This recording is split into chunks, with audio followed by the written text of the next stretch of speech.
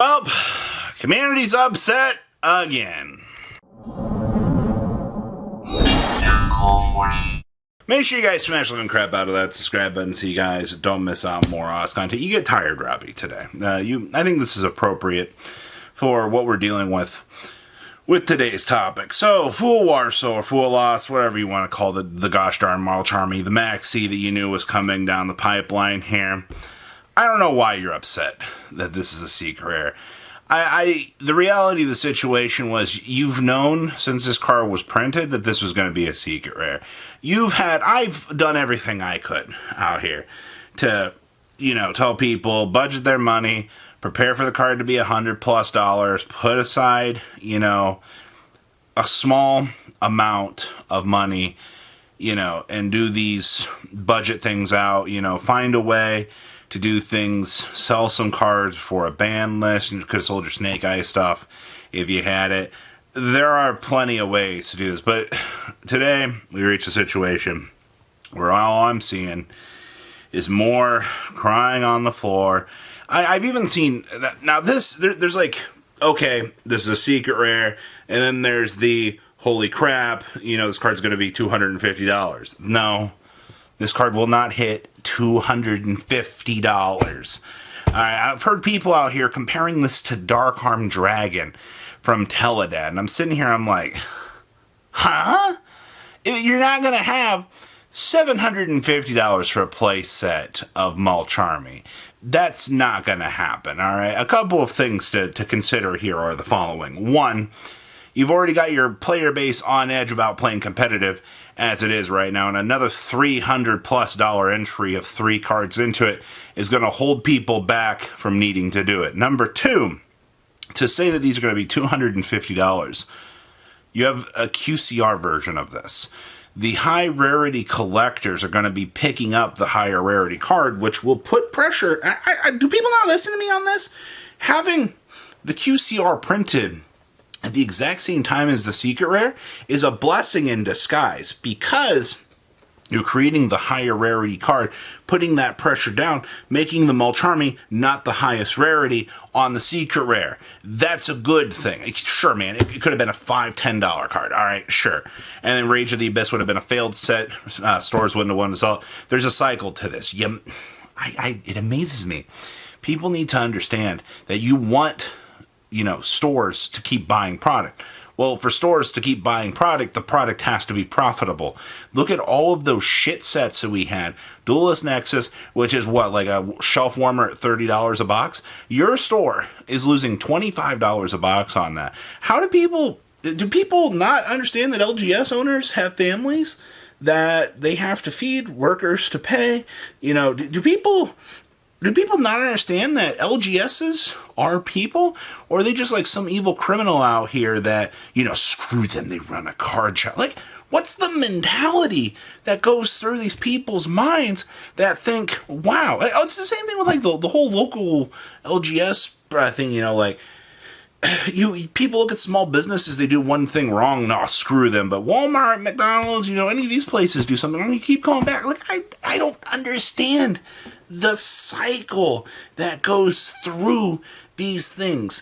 Konami makes a set, makes it so that your LGS can make some goddamn money to keep the overhead going out here, and all of a sudden, Konami, dog shit company, but they're doing something good for the LGSs to keep the lights on. Okay, well, we're back on people wonder why their locals are closing, because it's a cycle of dog shit products out here. And when Konami finally releases a W for locals, it's all terrible. I don't get that. Like, does everybody just want to go to remote duel events? Do you want your LGS to close? Remote only? Oh, okay. And then you'll be complaining about the cheaters on webcam and how your opponent's got a 180p camera, and you're just going to be. I'm upset that people are upset because they don't understand that there has to be W's out here. All right. Now, I'm going to be honest with you, they could have made it an ultra rare. Oh yeah, they could have made the Marl Charmy an ultra rare. Oh yeah. Probably would have brought down the price a little bit. Yeah, sure. Okay, so anybody remember Fenrir? Anybody remember? Oh, well, you had 4 slots a box to pull the Fenrir. Oh, yes, you did. Oh, yes, you did. Still was a $50 card. Yeah, still it was. Yeah, it was. Budgeting options, the ability to plan ahead. These are all fantastic alternatives to these sorts of things being available. The writing was on the wall so long ago. And for the next 6 to 9 months, they brought down the money. The monetary value of the format came down, which was good. All right, you had all these fantastic opportunities to get these things, and also the budget players, you've had the opportunity to play Runic. I don't give a crap if you think Runic's a terrible deck. I don't give a crap. You have had Purely, you've had Runic, you've had... I'm going to throw Kashtira into the budget pile. You've had all of these budget decks that are so extremely cheap out here to play. You don't have to play Snake Eyes. We are going to head into a point out here that you're going to look at Malice and Ryzeal, though, and you're going to be like... So I'm going to have to spend... This is the first $300 price point, all right? Now, granted, you can play Tenpai. All right, Tenpai is still an extremely cheap deck right now. I would say, yeah, we'll probably have Tenpai up through Ryzeal format in the TCG. So, I mean, Trident and Dragon, sure, with Fool Warsos. You buckle in, you've got, if you choose to not pick up the Fool Wasp and you don't choose to pick up the Dominus, sure, you can play the deck as it is. Having the Mulcharmy ups the consistency of the deck very much so, but that's okay. You can play budget Tenpai for a while, and I think you can do A-okay. That being said, though, this is the first $300 gateway to competitive. Ryzeal will be the next $300 gateway in December. Anything beyond that going into 2025 will be Blue Eyes that people will be wanting to see what they can do. Yeah, that's about it. I also hate to be the bearer of bad news here with this, but you do realize Fool Wasp will, in fact, receive a reprint at some point. All right, I don't understand why people seem to forget that Konami likes reprinting cards because it makes them, LOL, guess what, more money. And none of this. And no, I'm not particularly backing up the fact that Fool Wasp is secret. The thing I'm backing up here is the fact that we actually have a set worth a damn, so that LGSs can feed the people that work for them, and they're just not an infinite, I'm losing money, LOL, how am I going to keep my business and family going? Alright, it's good. Alright, and if you got a good LGS out there, I already know, I can name at least 4 or 5 shops around the world that, I'm sorry your local charges you $100+ a box. There are plenty of locals out there that'll sell the boxes for $75, $80. I don't know what my situation is with this set for stream. I'm gonna try to have some cheaper than most people. I try to do it every set. It's become a little bit harder to get a product for people to, keep up with that. And I know the people that do tune into this channel, that do watch the stream, I do try to do my part, right?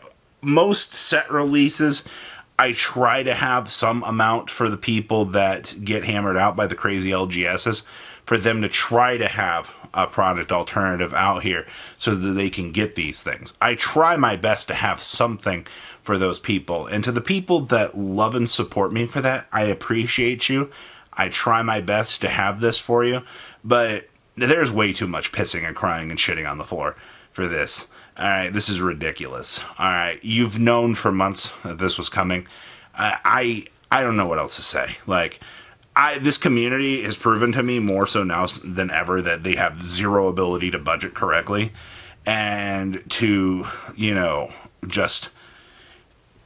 I don't know, maybe I'm just so business savvy, but I've always looked at this game since Teledad days. I've been here. I've learned to trade and sell cards, and if there's something coming down, you've had 4 or 5 months usually. You've had plenty of time to pick up something. You're going to have to sell something sometimes you don't want to get rid of for collection, but it is what it is. So, welcome to the $100 plus era of Fool Wasp. Yeah, we saw this coming. But if your LGS is selling boxes for $80 a piece, go support them.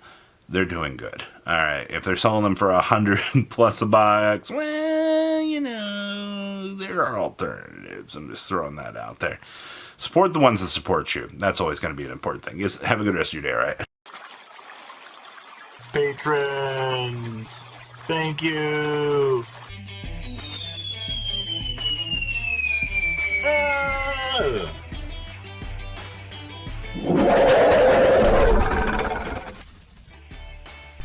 Thank you so much for watching. Check out these other videos.